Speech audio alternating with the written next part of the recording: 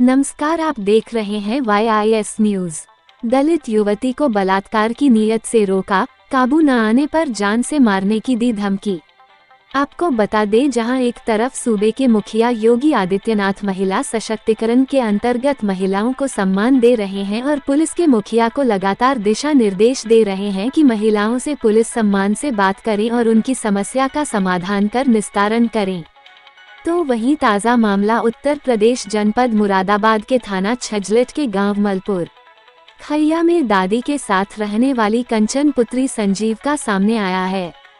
पीड़िता कंचन ने दिए गए शिकायती पत्र में बताया कि सिविल लाइन थाना क्षेत्र के साई मंदिर रोड के पास खाना बनाने का काम करती हैं, जबकि पीड़िता अपनी बीमार दादी के साथ गांव मलपुर खैया छजलेट में रहती है। अक्सर दादी की तबीयत खराब होने के कारण 20 सितंबर 2024 को रात्रि में दादी की दवाई लेने गई थी। वापस आते समय गांव के कपिल पुत्र नरपत सिंह व वीर सिंह पुत्र करण सिंह ने पीड़िता को रोक लिया और छेड़खानी कर बलात्कार की नीयत से उसके कपड़े फाड़ दिए। काबू न देने पर दबंगों ने जाति सूचक का प्रयोग करने के साथ साथ जान से मारने की धमकी दी।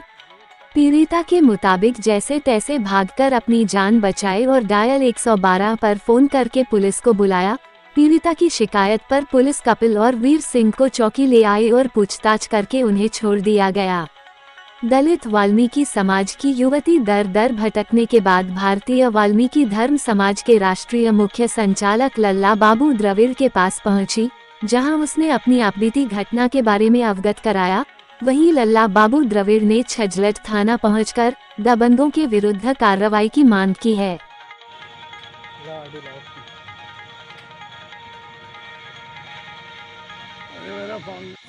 जी, क्या घटना हुई थी आपके साथ, बताइए। जी, मेरे साथ में पहली बार मेरे साथ रेप करने की कोशिश करी गई थी। मेरे जिस्म के सारे कपड़े फाड़ दिए गए थे। वैसे ही मैं नंगी गई थी एसओ साहब के पास छल्लैट जाने के बाद मैं पहुंची छल्लैट। मैंने एसओ साहब के पैरों में गिर गई। उन्होंने मुझे नंगी को ही बैठा लिया था वहाँ पर, कोई कपड़ा भी नहीं डाला था मेरे जिस्म पर और उल्टा मुझ पे ही आरोप लगाया। ये कहा, इससे पहले बहुत मुकदमे लिखवा चुकी हो और तुम नशे की आदी हो। और मैं नशा नहीं करती, जिसके कोई माँ बाप नहीं हो। छोटे बचपन से ही उनने झाड़ू पोछे के काम किए हों अपने बहन भाई को पालने के लिए, तो मैं नशे करूँगी। और उल्टा आरोप लगाया है कि मैं धंधा करती हूँ।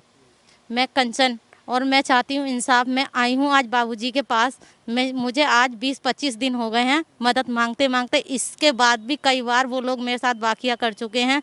मेरा खोपड़ा फाड़ दिया, मेडिकल पुलिस ने छीन लिया, एसओ सर ने, और मेडिकल भी हुआ था सरकारी। जो रेप करने की कोशिश करी, क्या नाम है? जी, एक पुलिस का मुखबर है जिसका नाम है वीर सिंह, और एक कपिल है, वो है दमंग। वो बोलता है ऐसे तुझ जैसी लड़कियां तो वाल्मीकि समाज की 500-500 रुपये में रख के गलत काम करते हैं हम उनके साथ, कि तू क्या कर लेगी मेरा। एक तरफ तो योगी जी आए हुए मुर्दाबाद, जी जी, ठीक है, अपने भाषण में प्रचार भी कर रहा है। जी जी, दूसरे तरफ में यहाँ पर रेप को सिलसिला मुझे नहीं लगता कि कहीं इंसाफ मिलता है, क्योंकि आज मुझे 20-25 दिन हो गए और इस 1 महीने के अंदर अंदर मेरे 3 बार जिस्म पे से कपड़े फाड़ दिए गए हैं। मारने की साजिश की गई है। मेरे माँ बाप नहीं है, इस वजह से मेरे कोई सुनवाई नहीं कर रहे। ऐसा देखिए, पहली घटना इस लड़की कंचन के साथ 20/9/24 को हुई थी, जब ये दवाई लेने गई थी। इसके कपड़े उपड़े सब फाड़ दिए थे, फटे हुए हालत में। ये सुबह जब वहाँ पहुँची, 100 नंबर को इसने फ़ोन करा था। वहाँ मुलजिमों को पकड़ के चौकी वहाँ ले गए थे, फतेहपुर बिश्नोई, और उन्हें छोड़ दिया गया। सुबह को जब ये गई, रात में ये जाती कहाँ 8:30-9 बजे का लगभग समय था, तो ये जब सुबह गई तो 7 बजे से लेकर शाम तक उसी हालत में जैसे इसके कपड़े फटे हुए थे, उसी में एसओ साहब बिठाले रहे। और इनकी आदत है कि वाल्मीकियों की रपट ना लिखें। ऐसी ये दूसरी घटना मेरे सामने आई है।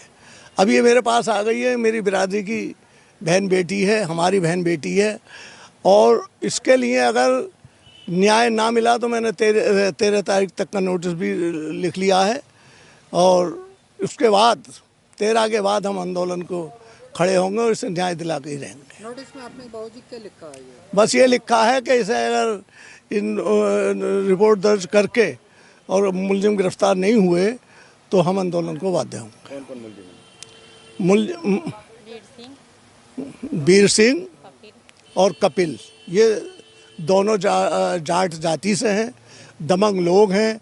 एक इनमें से मुखबरी भी करता है। थाने की मुखबरी करता है। हाँ, थाने की मुखबरी करता है। तो कहीं ना कहीं जो मुसलमान है कहीं ना कहीं आशीर्वाद बना हुआ है। हाँ, एसओ साहब का आशीर्वाद ना होता तो अब तक 10 दफे मुकदमा लिख जाता।